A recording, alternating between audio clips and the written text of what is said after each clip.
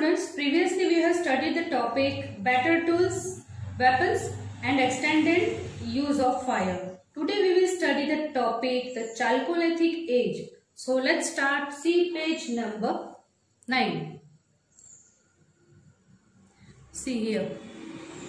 We have completed this paragraph. We will go to the Chalcolithic age. After 4000 BC began the Chalcolithic age. Now man has discovered copper, so they began to use copper along with the stones. Because of this, the age is called the Stone Copper Age. Copper was the first metal man discovered and learned to use it.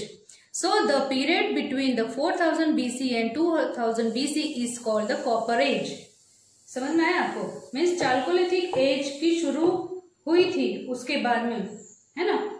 पुरुषों ने तांबे की खोज की थी, इसीलिए पत्थर के साथ साथ तांबे का भी उपयोग करना शुरू कर दिया. इस वजह से आयु का पत्थर तांबा युग कहा जाता था. कॉपर पहला धातु है जिससे पुरुषों ने खोजा और इसका इस्तेमाल करना सीखा. 4000 BC से पहले के बीच की अवधि और 2000 BC को कॉपर युग कहा जाता है. अंडरस्टूड? नेक्स्ट है chalcolithic remains have been discovered in the Chota Nagpur plateau and in the Genetic Basin. Excavations at Brahmagiri and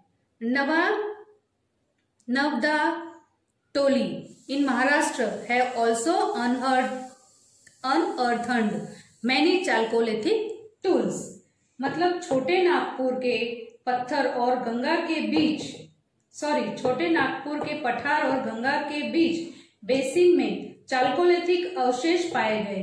Brahmagiri और नवदाटोली में उल्लेखन है कि कई चाल्कोलिथिक उपकरणों का भी पता लगाया गया है. नेक्स्ट है ब्रॉन्ज एज, है ना? नेक्स्ट हम लोग पढ़ेंगे bronze age. Next to copper, man discovered tin, zinc and lead. They found that copper was a soft material, so they learned to mix copper with tin and zinc. This alloy was called bronze. It was harder than copper and tin. With the use of bronze and the copper for making the tools and the weapon, the uses of the stone tools and the weapon decreased largely. समझ में आया आपको? Means इस bronze age में पुरुषों ने tin, जस्ता और शीशे की खोज की. उन्होंने पाया कि तांबा एक नरम धातु था. इस मिक्स धातु को कांस्य कहा जाता था. यह तांबा और टिन की तुलना में कठिन था. उपकरण और हथियार बनाने के लिए कांस्य और तांबे के उपयोग के साथ पत्थर के औजारों और हथियारों का उपयोग काफी हद तक कम हो गया था. अंडरस्टूड? अब है rural settlements. With the discovery of the fire, wheel, agriculture and the metal, man began living a settled life in straw huts. They also developed family feeling. The oldest male members was the head of the family. This family set up their straw huts closer to each other near a river or a lake.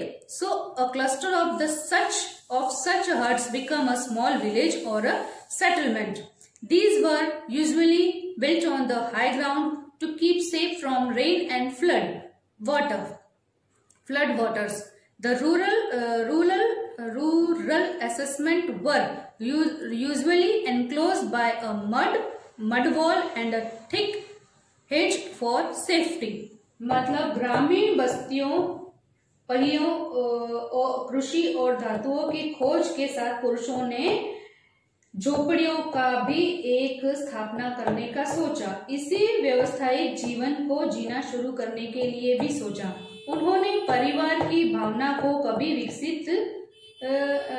विकसित किया. सबसे बुजुर्ग पुरुष सदस्य परिवार का मुखिया था, मीन्स हेड था.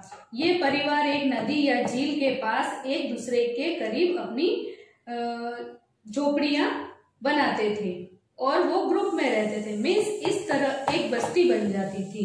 खासकर बारिश या बाढ़ के पानी से बचने के लिए वो झोपड़ियां ऊंची जमीन पर बनाते थे. तो children we have completed our first lesson. ठीक है, आपको समझ में आया होगा। इस लेसन में हमने सब कुछ पढ़ा, सारी एज पढ़ी, कौन सी एज पढ़ी है आपको पता है सब कुछ। फायर कैसे मतलब खोज किया, फायर को कैसे खोज किया, व्हील को कैसे खोज किया, रहने का और खाने का सब कुछ, कौन सी एज में क्या क्या वो सारे डिटेल आपने इस एज में इस लेसन में पढ़ा है। बहुत सारे इसमें पीरियड्स थे, प्री हिस्टोरिक पीरियड था, फिर नियोलिथिक पीरियड था, मेसोलिथिक पीरियड था, फिर ये हमने पढ़ा चाल्कोलिथिक एज पढ़ा, ब्रॉन्ज एज पढ़ा। सारे एजेस में हम लोगों ने बहुत सी चीजें पढ़ी और हमें इसकी जानकारी भी मिली। मैंने भी पूरी कोशिश की आपको लेसन समझाने की।